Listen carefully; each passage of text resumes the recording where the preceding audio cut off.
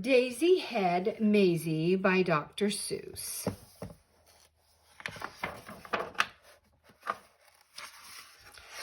Daisy Had Mayzie by Dr. Seuss.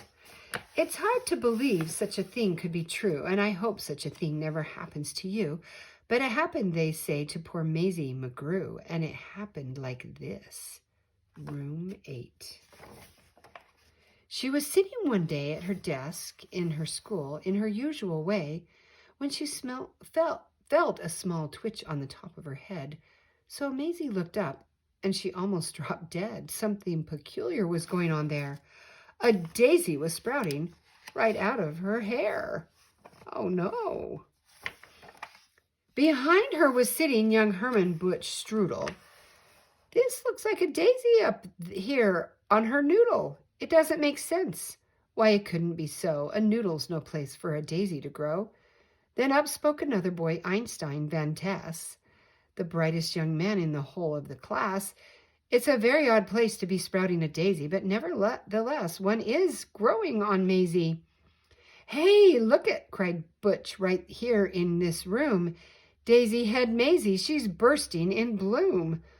Miss Sneetcher, the teacher, came rushing up quick. Such nonsense, some child here is playing a trick.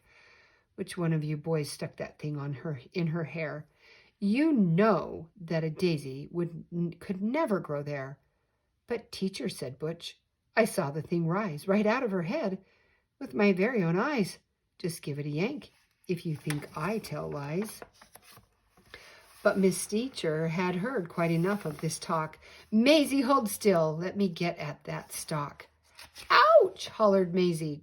Quit yanking, Butch said. You're giving her pains. I'll bet that those roots go way down in her brains. The kids in the class started shouting like crazy. Daisy had Mayzie. Children, be quiet, good grief, and alas. Miss Sneetcher was shocked by the noise in her class. I've taught in this room 20 years, maybe more, but I've never seen anything like this before. I'll have to report it. You'll just have to come to the principal's office and show Mr. Grum. Now the principal, good McGregory Grum, was a very wise man, just as smart as they come. He knew more than anyone else in this nation about long division and multiplication. He knew all the answers, why oceans are deep, why skies are so high, and why mountains are steep. He should have the answer to this thing on Mayzie. My word, he declared, it's a genuine daisy. I've seen them quite often in fields growing wild, but never before on the head of a child. Now what in the world ever made this thing sprout? I have no idea, but I'm going to find out. It says here, daisies grow on the land. They grow between rocks. They grow also in sand. It mentions right here they can grow in a pot. But mention the head of a girl, it does not. Daisies, it said, sometimes grow in Alaska. Also Missouri, Rhode Island, Nebraska. They grow in Japan and in Spain and Peru, in India, France, and Idaho, too.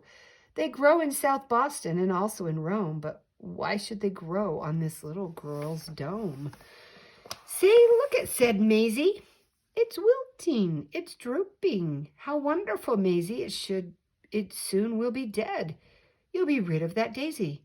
In just a few minutes, our troubles will pass, declared Mr. Grum. Take her back to the class.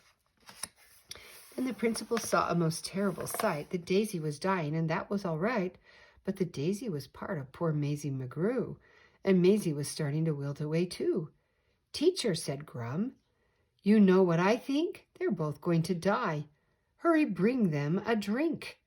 That daisy, that girl's the worst problem in town. You take her away and you make her lie down. You lock her up tight in that room down the hall. There are quite a few numbers that I've got to call. Gee, get Maisie's parents on the end of the line. I need them here quickly while there is still time. On the phone, Maisie's mom asked, what's all the fuss? Then goodness to Betsy, I'll catch the next bus. A call to the shoe store reached Mr. McGrew. He answered while holding a customer's shoe. Yes, this is, oh no, I really must go. A doctor should see her, the principal said, and an expert on plants like the one on her head. So he called Dr. Einsbart, who said, "What a trick, my stethoscope's packed. I'll be there in a tick." "Wait, Doc," said a patient. "I'll come along too. My brother's a vet, and he knows this McGrew." When he heard Finch, the florist, grabbed for his shears, "I'll be there just as soon as my truck can shift gears." Meanwhile, poor Mayzie lay down on a couch. The daisy slumped down on its leaves in a slouch. But the window was open because it was warm, and the sweet-smelling daisy attracted a swarm of bees. Bzz, bees, bees. The faster she ran, the faster they flew, so Mayzie kept running. What else could she do? She attempted to hide behind Officer Thatcher, who cupped out his hand like a bumblebee catcher. The bees took his hat. Thatcher said, "I'm no fool," and ran after Mayzie back to the school. Principal Grum didn't know what to do. "It's worse," cried Miss Sneecher. "Much worse than we feared. The daisy and Mayzie have both disappeared." Behind her came charging Mr. McGrew, chased by a customer chasing his shoe. Finch, the florist, Dr. Einsbart, too, Dr. Einsbart, patient, and Mrs. McGrew.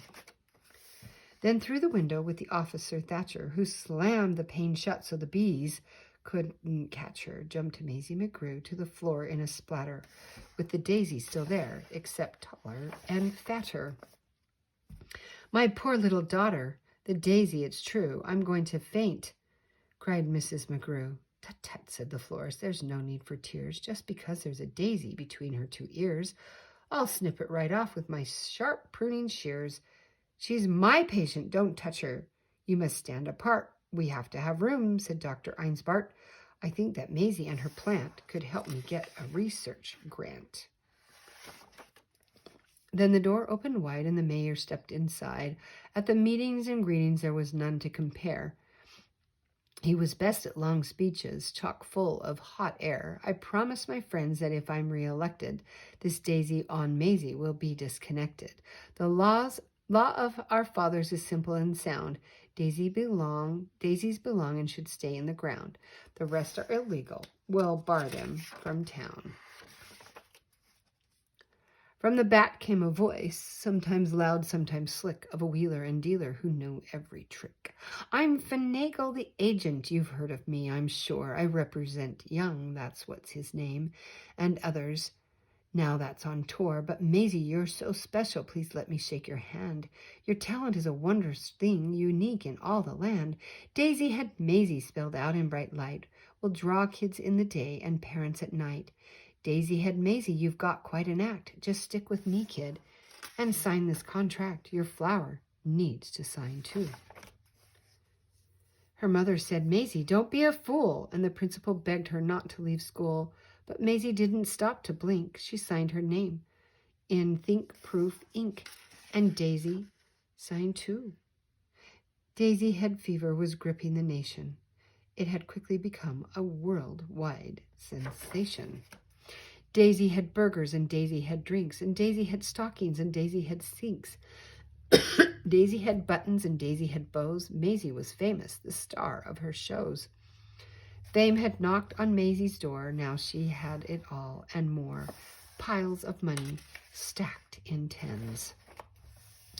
But what is money without friends? A dream had led her far astray. That was the price she had to pay. Mayzie McGrew ran night and day. Nowhere to go, nowhere to stay, because she was sure that everyone must have written her off in total disgust.